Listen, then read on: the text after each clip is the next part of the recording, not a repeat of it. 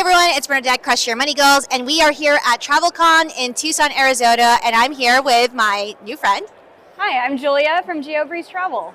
And she has been doing what she's been doing for several years now, and she's one of the few people who talk about points and credit cards that I would trust on this topic, and she does all the disclaimers and all of the things that are really responsible. And so I have a couple of questions for her. Today she gave me an interesting topic that I haven't heard of yet, which is what are the tips around buying points, and why is that something you should consider? Sure, so oftentimes different airlines will put points on sale, whether it's Virgin Atlantic, British Airways, Air France, Air Canada. Sometimes you can just buy points instead of having to go through all the credit card things. This is great for a couple of reasons. One, let's say you're seeing this video or reading this article and you're not American and you don't have access to the US credit cards, or your credit score is wrecked and you don't have access to the American credit cards. You can still participate in points and miles by buying the points on sale. And oftentimes this will look like you buy $1,000 worth of points, you redeem them for a $4,000 business class ticket. So you can get 75% off that way, but it still feels like real money.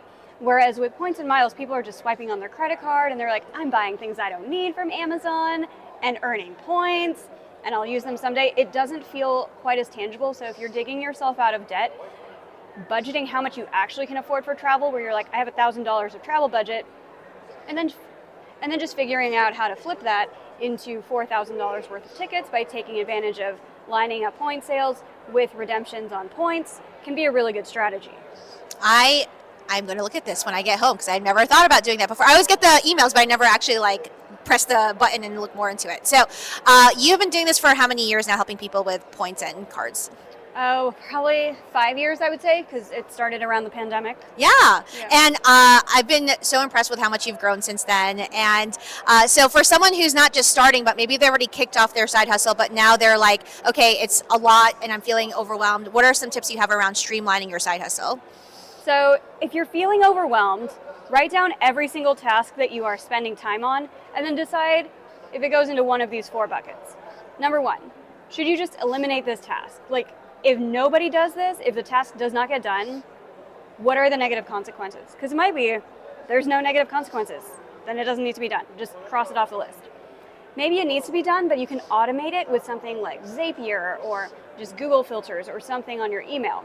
See if you can automate it. Maybe it can't be automated, but somebody has to do it, but that person does not need to be you because it's like a low-level task or something. See if you can hire a VA or get some help to help you with that so that you can delegate it. If it doesn't fit into eliminate, automate, or delegate, then it probably is a core competency in your business, and then you should still go ahead and do it. But hopefully by then, your to-do list is like 75% gone. I love that. So how do you help people specifically with the challenge around points and cards? So we specialize in helping people to earn more points for every dollar they spend and get more travel out of every point that they earn.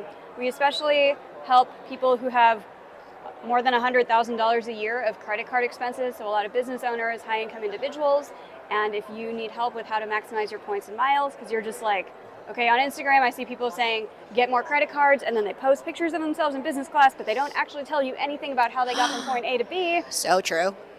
That's where I fit in, so find me.